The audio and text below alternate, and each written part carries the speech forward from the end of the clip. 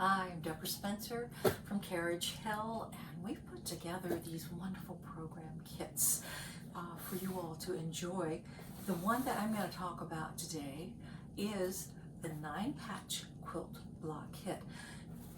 You're going to receive it in this little box, and when you open the box, the first thing you'll see will be a welcome letter and instructions on how to put your quilt block together.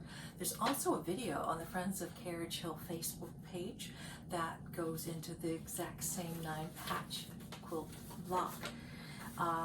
When you take the things out of the box, you'll notice that inside there is a little bobbin of thread and a needle.